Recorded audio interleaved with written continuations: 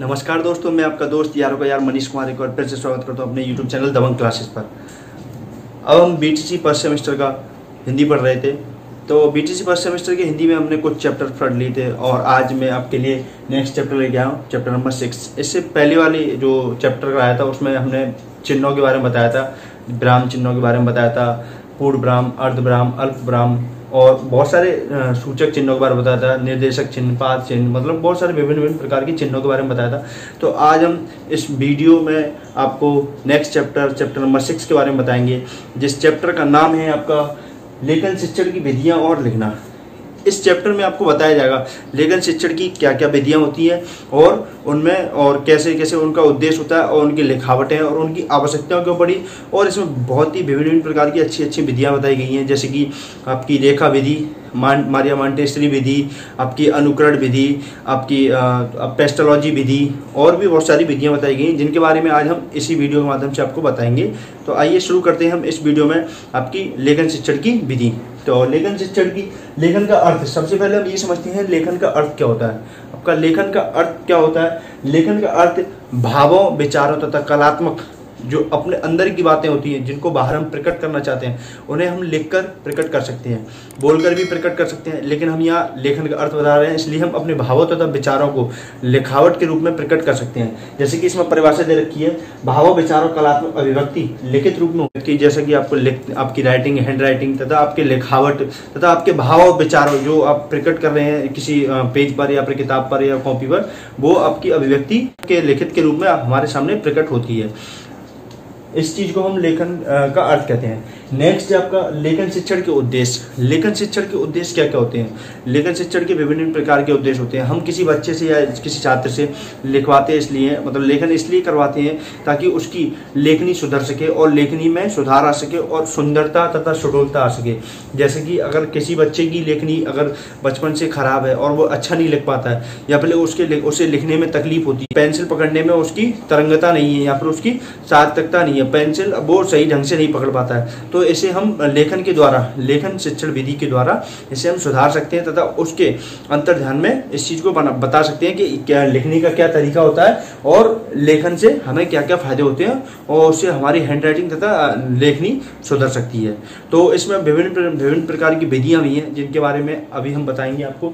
लेखन शिक्षण की कुछ विधियां हैं। लेखन शिक्षण की सबसे पहली विधि है आपकी रेखा विधि। सबसे पहली विधि कौन सी है आपकी?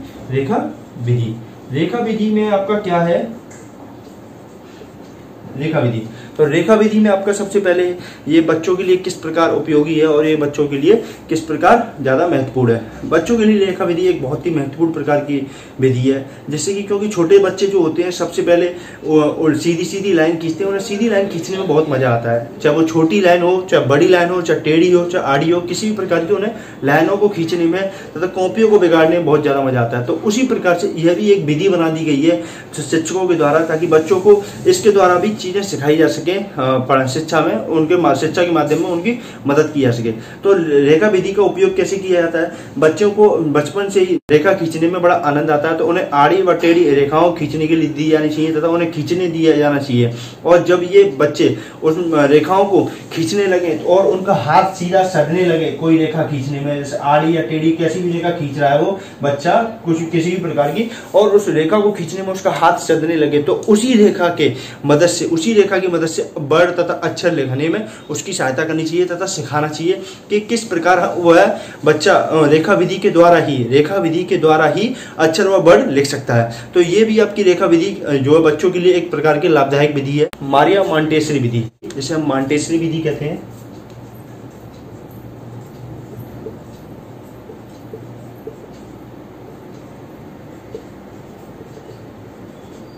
मॉन्टेसरी विधि में आपको सिखाया जाता है, मॉन्टेसरी विधि में बच्चों को लेखनी पकड़ने के बारे में सिखाया जाता है कि बच्चों को लेखनी कैसे पकड़ी जाती है और पेंसिल या पेन कैसे पकड़ा जाता है, और उससे इस विधि के द्वारा कैसे वह अपनी लिखने में उसकी सहायता की जा सकती है। इस विधि के द्वारा हम बच्चों को लेखनी पकड़ने के बारे में और उसको पढ़ने के बारे में तथा उसकी आकृति को समझने के बारे में सिखाते हैं। तो किस प्रकार सिखाए जाते हैं, तो इस चीज को हम समझाते हैं। मारिया मॉन्टेसरी विधि 3 प्रकार की होती है।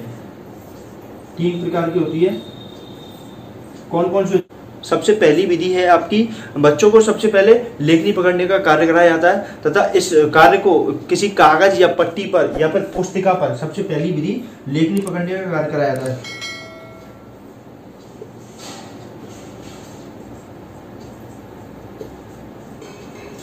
सबसे पहली विधि है लेखनी पकड़ने का कार्य कराया जाता है तथा कागज या किसी पट्टी पर उसका जो हाथ सधवाया जाता है कि किस प्रकार वह हाथ साध के उस कागज या पट्टी पर इस विधि के द्वारा लिख सकता है। सेकंड विधि में है आपका बच्चों को एक रेगमाल कागज दिया जाता है, जिस रेगमाल कागज पर आकृतियां बनी होती हैं तो उस आकृतियों पर उसे उंगली फेरनी होती है। उंगली फेरनी होती है, उस उंगली फेरने से उस आकृतियों के बारे में उसे ज्ञान हो जाता है और उस शब्द को वह समझने लग जाता है कि ए फॉर एप्पल, जैसे कि मैंने आपका रेगमाल कागज होता है, रेगमाल कागज पर रेगमाल जो कागज होता है उसकी आकृति होती है जैसे ए बना हुआ, तो ये उभरा हुआ ए बना हुआ था, तो बच्चों को ए पर ऐसे करके उंगली फिरानी होती है तो वह बच्चा उस आकृति को अच्छे से समझ लेता है। यह विधि उसके लिए बहुत ज्यादा लाभदायक। नेक्स्ट आपकी तीसरी विधि है, वह रेगमाल कागज पर उंगली फेरते फेरते उस विधि के जो अक्षर लिखे होते हैं उनका उच्चारण भी करने लगता है और उच्चारण के साथ साथ वह उस विधि के द्वारा उन विधि को मतलब अक्षरों को अच्छे से समझ जाता है और उच्चारण भी करने लगता है और तथा आगे चलकर वह लिखने की भी संभावना उत्पन्न करता है। तो इस विधि के द्वारा वह बच्चे को किसी अक्षर या ज्ञान के बारे में बतलाया जाता है तथा उस अक्षर व ज्ञान के बारे में प्रत्यक्ष रूप से उसे ज्ञान कराया जाता है जिससे वह रूबरू हो सके और तथा उसमें लेखनी पकड़ना सिखाया जाता है।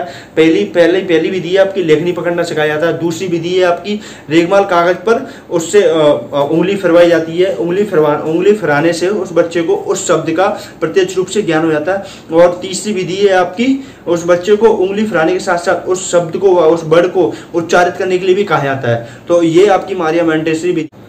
आपकी नेक्स्ट विधि है आपकी अनुकरण विधि। अनुकरण विधि क्या होती है?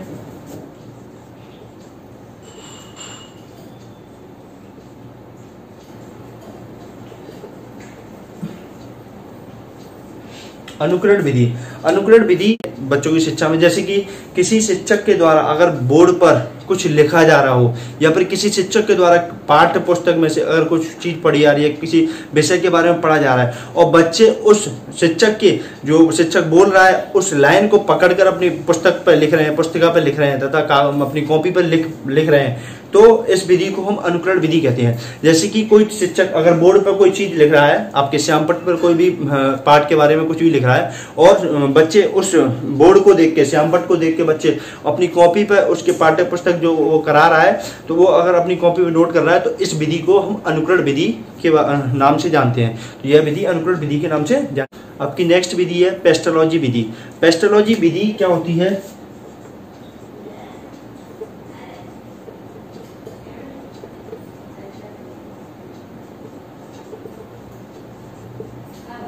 आपकी नेक्स्ट विधि है पेस्टोलॉजी विधि।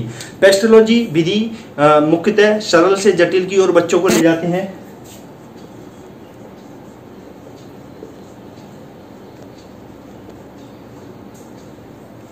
पेस्टोलॉजी विधि में बच्चों को सरल से जटिल की ओर सिखाते हैं। पेस्टोलॉजी विधि के अंतर्गत बच्चों को पहले हम सरल चीज़ों के बारे में बताते हैं, उसके बाद धीरे धीरे उसे कठिन चीज़ों की तरफ लेके जाते हैं। जैसे कि पेस्टोलॉजी विधि में सबसे पहले हम बच्चों को अक्षर के बारे में बताएंगे, अक्षर के बाद वर्ड्स के बारे में बताएंगे। पहले हम किसी अक्षर के बारे में बताएंगे, का जैसे का बताया मैंने, और का के बाद आगे किसी वाक्य या किसी शब्द के बारे में बताएंगे। जैसे क से का हो गया और फिर मैं आगे बता दूं कमल, ये हो गया आपका। और फिर मैं इसी के बाद नेक्स्ट आपका, जैसे कि मैंने एक सेंटेंस बनाया, कमल खाना खाता है। जैसे कि मैंने सबसे पहले बताया आपका का से अक्षर बताया, फिर शब्द बताया, फिर मैंने आपका पूरा वाक्य बताया। यह एक सरल से जटिल की ओर विधि जाती है, तो इस विधि को हम क्या कहते हैं? पेस्टोलॉजी विधि। इस विधि को ही हम सरल से जटिल की ओर भी जाती है, तो इस विधि को हम पेस्टोलॉजी विधि के नाम से जानते हैं। नेक्स्ट है आपकी मनोवैज्ञानिक विधि। मनोवैज्ञानिक विधि पेस्टोलॉजी की जस्ट अपोजिट विधि है। जैसे कि पेस्टोलॉजी विधि में आपको बताया गया सरल से जटिल की ओर, तो मनोवैज्ञानिक विधि में क्या होता है? जटिल से सरल की ओर बच्चों को सिखाया जाता है। जटिल से सरल की ओर कैसे बताया जाता है? जैसे आपको पूरा वाक्य दे दिया गया बच्चों को, जैसे हम किसी पाठ का पूरी लाइन पढ़ देते हैं एक साथ, किसी कहानी की पूरी लाइन, और राजा ने जंगल में जाके 2 शेर को खत्म कर दिया, तो फिर उसके बारे में उस चीज को हम डिस्क्राइब करते हैं एक एक वर्ड्स के लेके, ताकि बच्चों को समझ में आ सके। तो पेस्टोलॉजी विधि और मनोवैज्ञानिक विधि जस्ट अपोजिट विधि है, जिसको मैं आपके सामने लिख देता हूँ।